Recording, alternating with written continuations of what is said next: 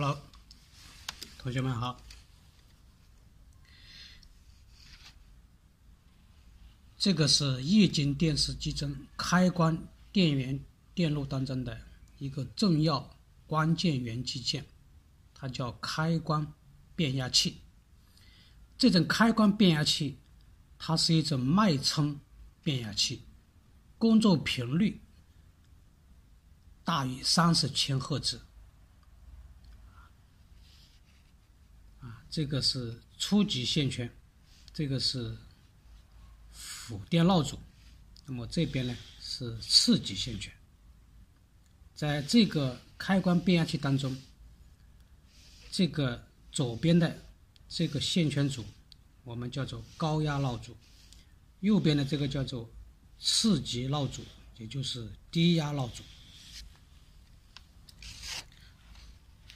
在我们这个开关电源电路图当中，我们发现这个开关变压器它的初级线圈输入端，它是连接在这个整流桥对的输出端，也就是说直接是接正300伏的电压。所以我们说这个开关变压器它是工作在高电压的工作环境当中，它的温度比较高。下面这个呢就是供电闹组，是供给这个芯片工作电压的产生的这个闹组。那么右边这个是次级闹组，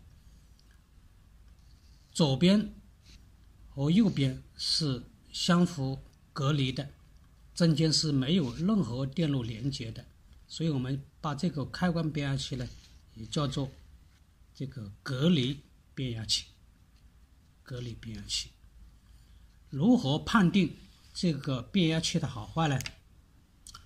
我们可以用万能表的这个电阻档去测试它的这个电阻值。这个就是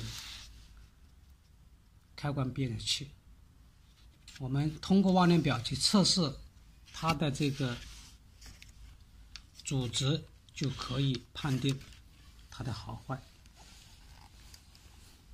首先呢，我们测试这个初级闹组，看看它通不通。如果通的话，那就是好的。这个是初级闹组，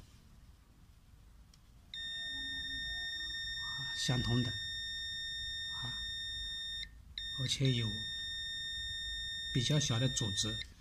这个呢是次级闹组，供电闹组，这个供电闹组也应该是相通的，有一个小电阻。这边这个两个角就是次级线圈，它也应该是相通的。这就是这个初次线圈闹组的阻值。如果通，那证明它就是有阻值就好的。如果断开路，那么证明这个变压器它里面就没断了，或者是烧断了，我们就要去排查它的故障。